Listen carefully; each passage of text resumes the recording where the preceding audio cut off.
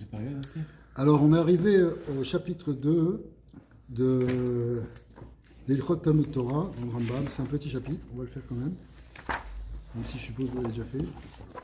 Alors, c'est quoi hein? Ça va expliquer en fait les lois de comment tenir une classe, comment établir des classes de Torah et des écoles de Torah. Aleph. Moshivi melamdet inokot bechol medina medina bechol plar baler. On doit installer des instituteurs en fait, des gens qui enseignent la Torah dans chaque pays, dans chaque district, ou bechol ir vaïr, dans chaque ville, ou bechol ir she'en bat inokot shel bet rabban macharimin et anshe ha'ir ad shemoshvim melamdet inokot. Si il y a une ville où il n'y a pas d'école juive, eh bien il faut mettre un cherem jusqu'à qu'ils fassent un endroit pour enseigner aux enfants.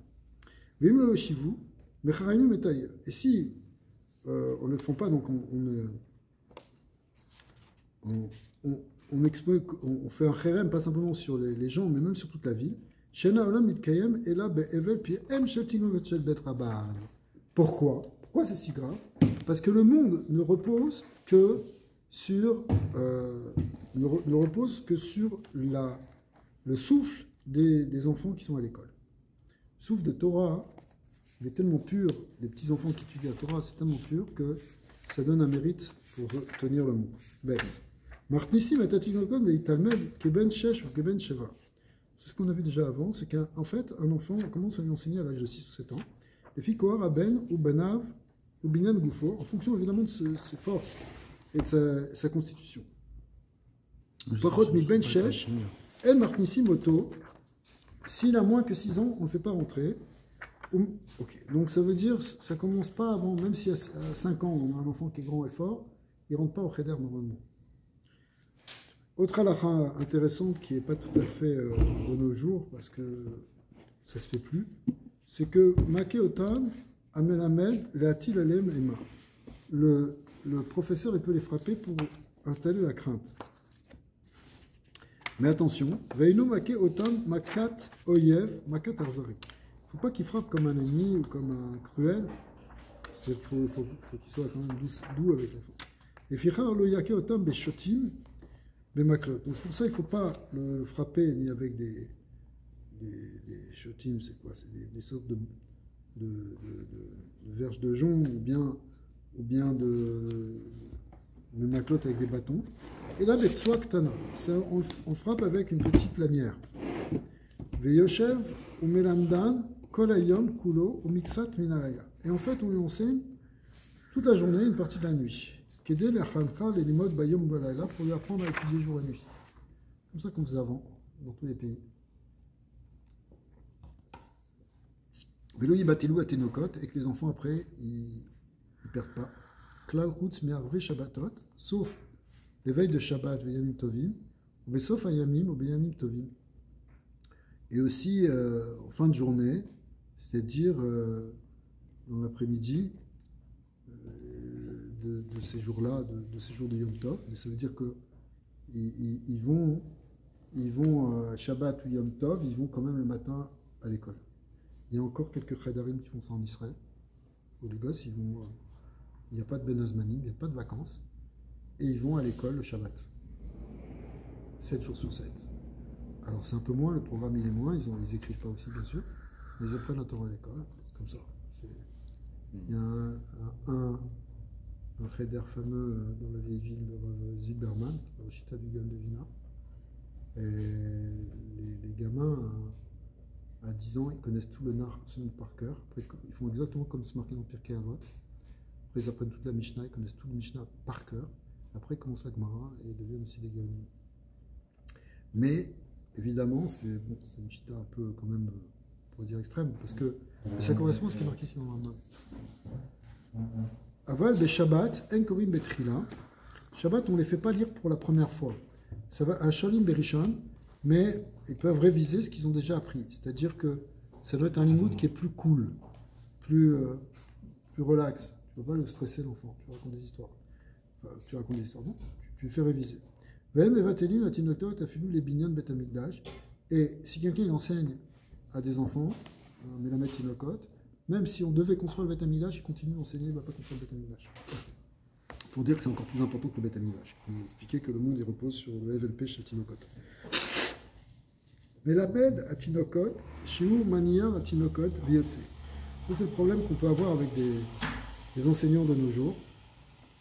C'est le prof, il est là, il sort dans le couloir. Oh, Shiu Ose Melacha Khet, Imaen, où il fait un autre travail, il assure sur son téléphone pendant que les gosses sont dans la classe. Oh, Shiu Mitrachet Belimoudan, ou bien qu'il s'affaiblit dans leur étude. Arezé Birklal, Arour Ose Melachat Hashem Remia.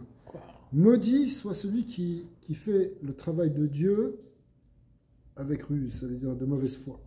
Parce qu'il est là, c'est vraiment, il enseigne aux enfants. Mais en réalité, sa tête n'est pas là. Il faut qu'il soit un bébé, il doit être entièrement gouf veneshama dans l'enseignement de ses enfants. Ça demande une grande abnégation. Et Ficha, Enoraou le Shiv Melamed, et là, Baal Ira. C'est pour ça que tu ne vas pas apprendre n'importe qui dans une école. Tu dois prendre quelqu'un qui a de la Ira. Maïr Likrot ou les Dagdek, qui est capable de lire avec un bon rythme. Maïr, c'est-à-dire Maïr. Il sait tenir le rythme. Non, il commence à s'endormir, à dire des trucs, à arriver en retard. Tout ça, c'est pas bon. Mishenlo Isha. Alors, ça, c'est une halakha aussi qui est marquée dans le Gemara, qui reprend le Rambam. Quelqu'un qui n'est pas marié. A priori, c'est comme ça. Il y a d'autres qui disent aussi, certains Mefarshim qui disent c'est peut-être quelqu'un qui est marié, mais sa femme elle n'est pas là pour une raison ou une autre. Elle est partie en Israël, je ne sais pas. Eh bien, lo yelamet tinokot, il ne peut pas enseigner aux enfants, mipni imotem, abaot et tsal benayem, à cause des mamans quand elles viennent chercher leur enfant. On commence à parler avec le barour, c'est pas bon. Les tinokot, c'est les enfants. Mais comme les petits enfants ou... Non, c'est les enfants qui sont à l'école, les écoliers. Alors, à cause de ça, comme les mères, elles vont venir, alors il faut que ce soit quelqu'un qui soit marié. Et Vechol Isha lo telamet tinokot mipne avotehem she'em ba'im etzel abanim. Et même chose aussi dans l'autre sens. Une femme, elle ne peut pas enseigner à des enfants à cause des pères qui risquent de venir chercher leur enfant. Et donc, ce ne serait pas très bien qu'elle parle avec des papas. Ok. Et, donc c'est l'ignan de Sniout, pour gagner des gdarim dans la Kedusha. Et, alors maintenant, on va aller sur la qualité de l'étude. Pour ça, il faut qu'il y ait des limites dans le nombre d'élèves par classe. C'est un gros problème qu'on a de nos jours aussi, quand il y a trop d'élèves, le prof il n'arrive plus à tenir. Comment tu veux, il ne peut pas gérer tout le monde.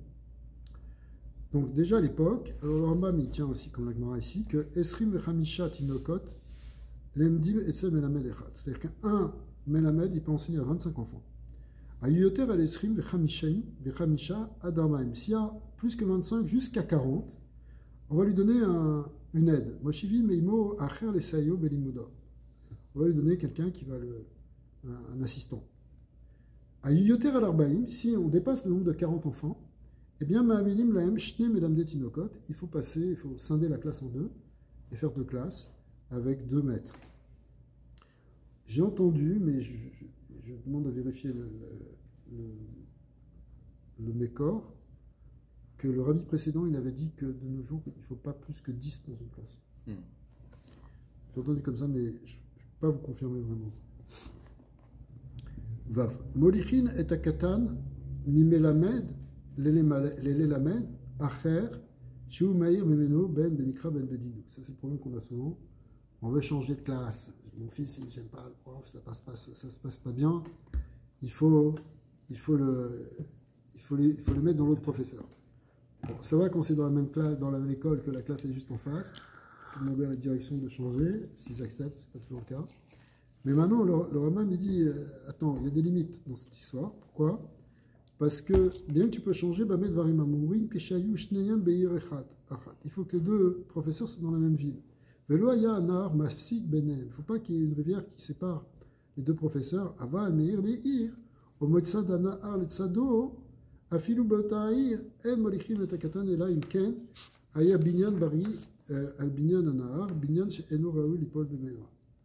Donc tu ne vas pas changer de ville. Et si c'est dans la même ville et que tu dois traverser la rivière chaque jour pour amener ton enfant à apprendre la Torah, il faut qu'on soit sûr que le pont il soit solide, qu'il soit bien construit, parce que tu vas pas prendre des risques non plus pour aller enseigner, changer de professeur à ce moment-là, même si le professeur n'est pas très très bon, celui que tu le gardes.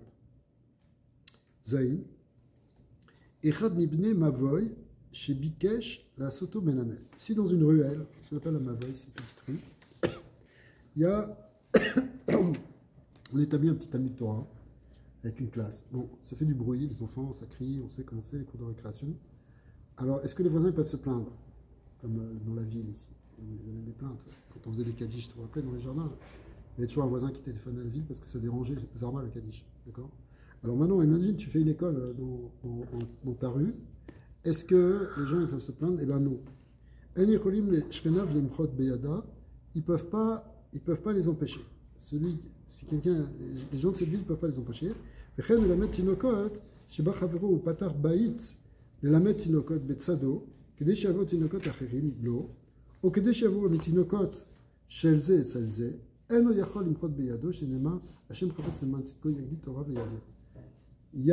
quelqu'un il y a déjà une classe, il y a déjà une école, toi tu vas ouvrir une deuxième école juste à côté, la personne ne peut rien te dire. Ah, pourtant, c'est peut-être un problème de la saga de Gvoul, et c'est possible qu'il y ait un problème de la saga de Gvoul, il faut voir après les Maaseh la Halacha, mais ici, tel que c'est marqué dans le Rambam, il n'y a pas vraiment de problème de la saga de Gvoul. Pourquoi? Parce que saga de Gvoul, ça veut dire prendre la portion de Parnassat de ton prochain. Parce que bon, la Torah, plus ça grandit, mieux c'est. Ok, même si c'est des élèves, ils avaient l'habitude d'aller chez le premier professeur, maintenant ils vont chez le deuxième professeur, mais tant mieux, s'ils apprennent mieux, tant mieux. On ne va pas commencer à penser que lui, on lui a pris sa Parnassa et on va sacrifier des élèves à cause de ça. Non, si toi tu veux ouvrir une deuxième école, et si ça te dit, tu peux. Amen, amen, amen.